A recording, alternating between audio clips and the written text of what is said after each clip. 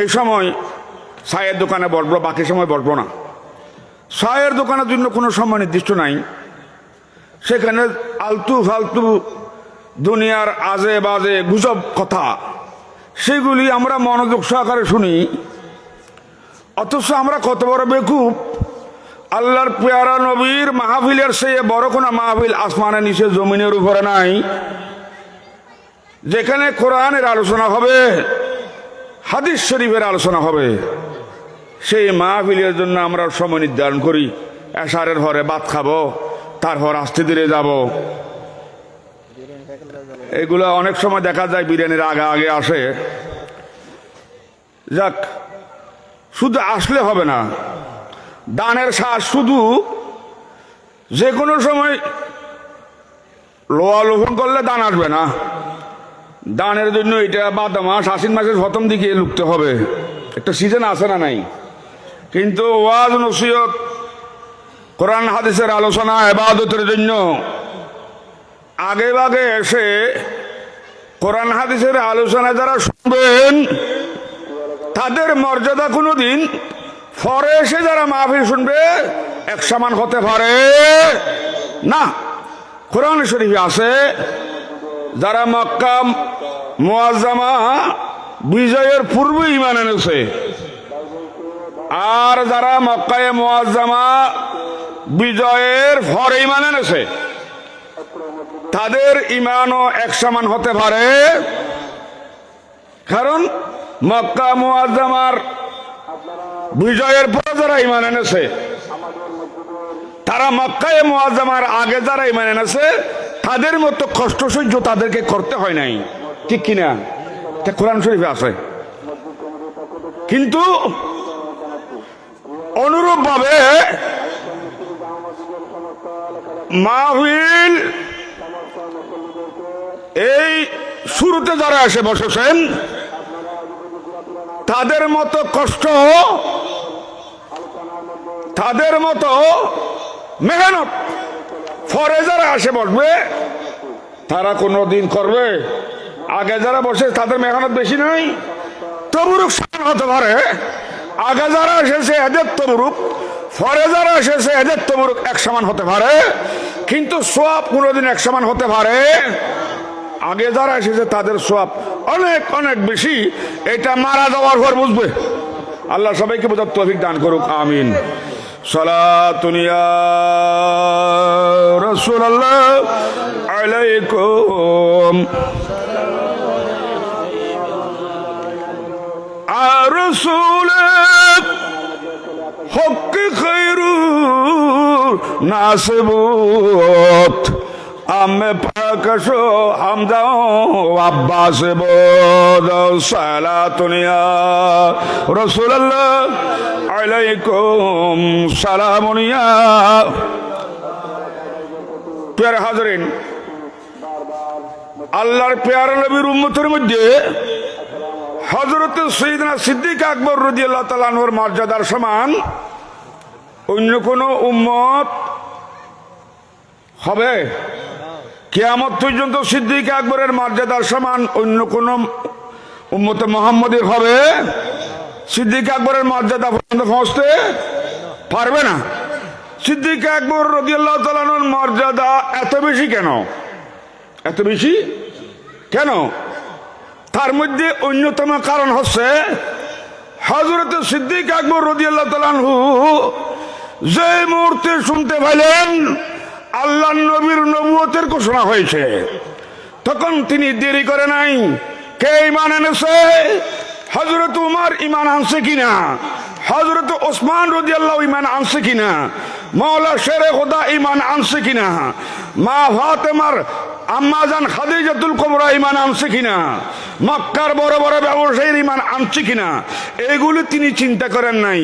তিনি চিন্তা করলেন যেই নবী 40 বছর পর্যন্ত যেই নবীর নুরানি জবানে একটা মিথ্যা কথা বলে নাই, তিনি যে বলতেছে আল্লাহ কোনো মাবুদ নাই, এটা অত্যন্ত সত্য কথা। আমি সর্বপ্রথম এই কলমা মেনে নিলাম। জোরে বলুন আলহামদুলিল্লাহ। আল্লাহু আকবার। ইয়া রাসূলুল্লাহ। الغوثية ইয়া গাউসুল মুস্তাকিম مسجد ميلاد النبي জিন্দাবাদ علماء أهل السنة জিন্দাবাদ। তিনি চিন্তা করেন না, এখন তো আমাদের অনেকে চিন্তা করেন, এখন মাহফিলে আজ মানুষ হই না, আজ মানুষ গিয়ে না এটা এই শাহজাদা রুল আমিন আল মালবান্ডার হিসাব নাকি ঈদ ফানলার ইন্দি আব্দুল গনি সাহেব ই ফানলার ইন্দি আব্দুল মালিক উজুরের বাপ ই ফানলার ইন্দি জাকির সাহেব ই ফানলার ইন্দি তারেক ইমাম সাহেব আসছি ফানলার আজ দেখেন মানুষ নয় ফানলার, অথচ এত সরল মানুষ আর আছে বলে এত মনোনমর। আল্লাহ এবার তো দান করুক, আমিন। প্যারা হাজারিন, আমি খুব স্বল্প সময়ে আমার তো বিশ্বাস করব বলতে চেয়েছিলাম হযরত সৈয়দনা সিদ্দিক আকবর রাদিয়াল্লাহু তাআলা আনহু উনি ঈমান এনেছেন আমার নবীর ইলমে গায়েব দেখে। জোরে বলুন আলহামদুলিল্লাহ। কি দেখে? আল্লাহর প্যারা নবীর ইলমে গায়েব, অদৃশ্য জ্ঞানের মর্যাদা দেখে। কি দেখে? আর সামলাইয়াম না ইতনা লেখেন শেয়ার দেওয়ান আছে প্লাস্টিক। আরো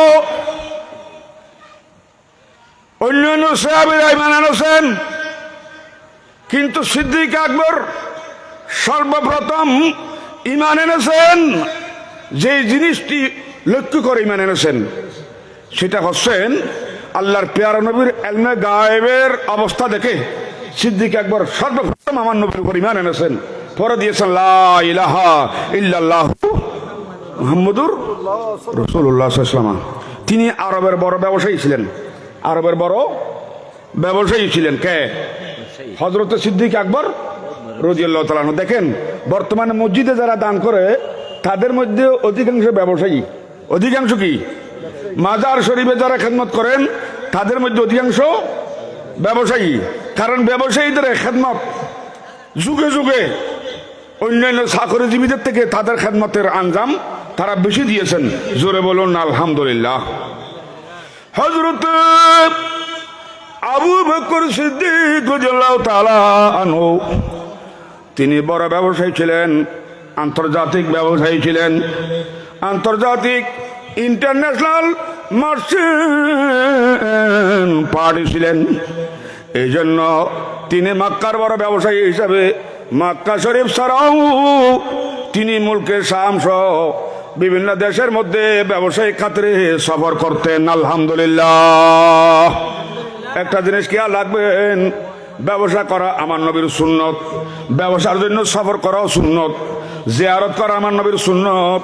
অনুরূপভাবে হযরত উবাইদুল্লাহ বাগমাশাহ রাহমাতুল্লাহ আলাইহি সহ মা বাপ মুরব্বীদের কবর জিয়ারত করা আমার নবীর সুন্নত। আলহামদুলিল্লাহ। এবং সেই হিসাবে জিয়ারতের উদ্দেশ্যে সফর করাও সুন্নত।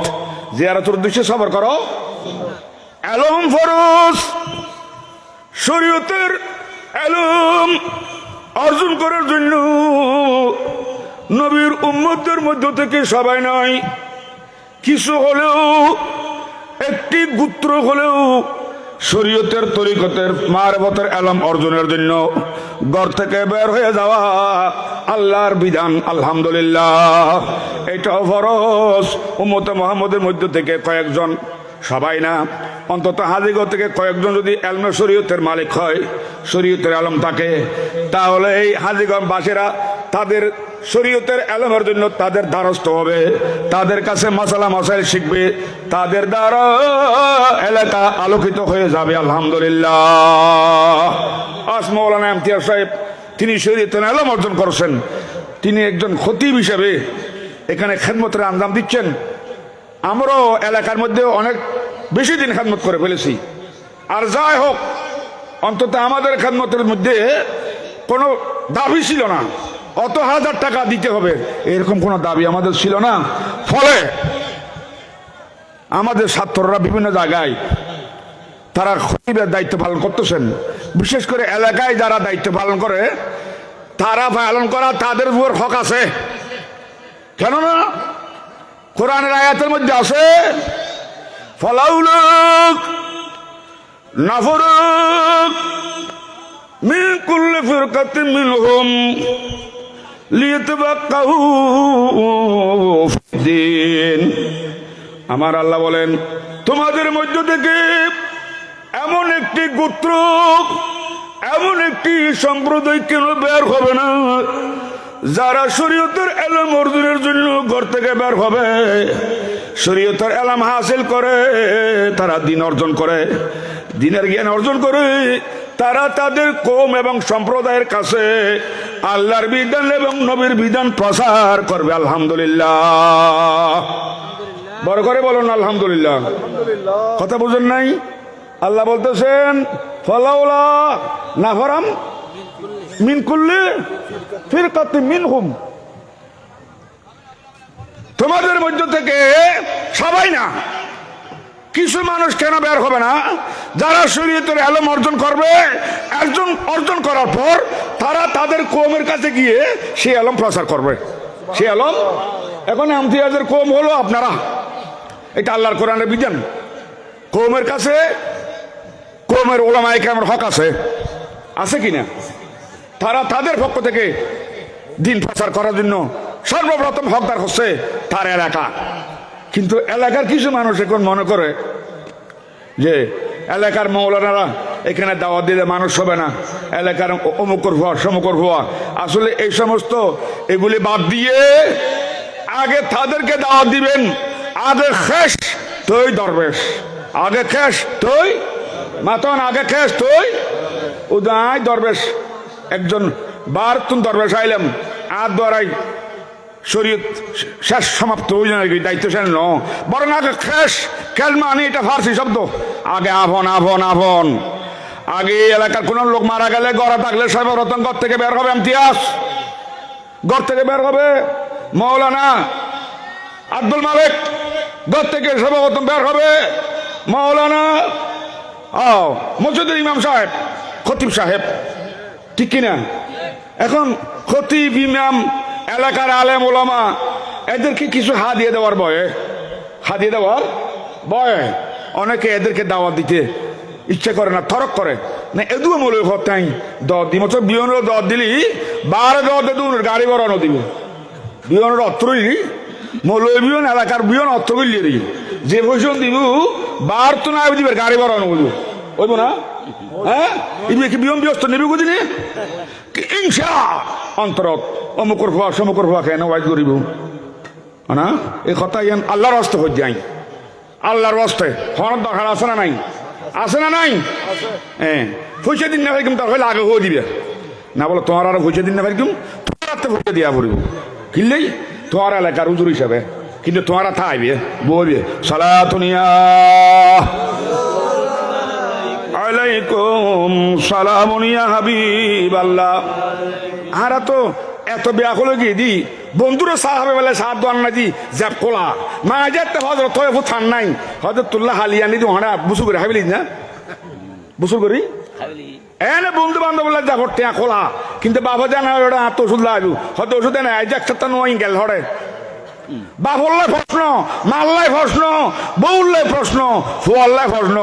কিন্তু সাত দোয়ানত যায়, আড়ত যায়, বাজারত যায়, লইতে সইতে লই যে ভর্তি খরচ বিত্তি হনা আপত্তি। সাবধান সাবধান টাকা কোথায় কোথায় খরচ, কোন কোন পথে খরচ করবেন এইটার জবাবও করতে দিতে হবে আল্লাহর কাছে। কোন কোন পথে আপনি টাকা রোজগার করেছেন এইটার জবাবও দিতে হবে, কোন পথে আপনি খরচ করেছেন এইটার জবাবও দিতে হবে। এই কথা মনে রাখবেন। এগুলি ওয়াশ, এগুলি কি ওয়াশ সমাজের মধ্যে প্রচলিত যে কুসংস্কার আছে এগুলির বিরুদ্ধে কথা বলতে হবে। আমাদের ওয়াশ তো মাব্বর খেলা জুয়ো খেলা ডুললে, মাব্বর খেলা জুয়ো খেলা নাই দিয়ে জুয়ো খেলার গর্ব হয়েছ যে এড়ে এঙ্গরে বয়াইতু হতুন ফেরাক দিতু, তারপরে একটা হতুন মার্বল দিতু, একটি আদি 8 আনা দিয়ে মার্বল লইবে, মার্বল যদি এই ফেরাকত বাজে এই উগ্র কি পাইবে মোলা পাইবে, এই ফিয়ালাত বাজিলে লটবরি পাইবে, এই ফিয়ালাত বাজিলে বাজি পাইবে, এই ফেরাকত বাজিলি বন্দুক পাইবে, এই ফিয়ালাত বাজিলি একখানে আতা পাইবে, আছে না নাই?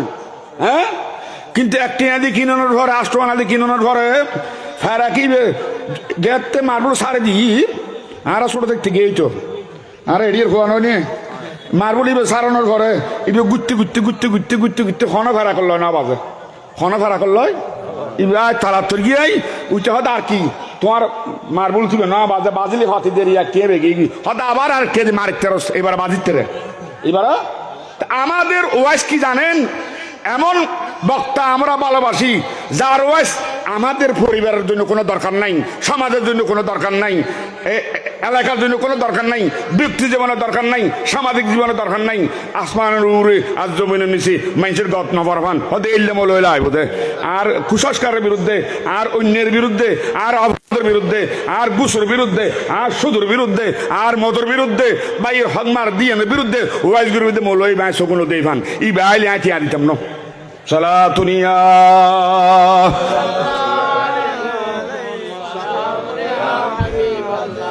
সদা হাজার রহমতে যা আপরি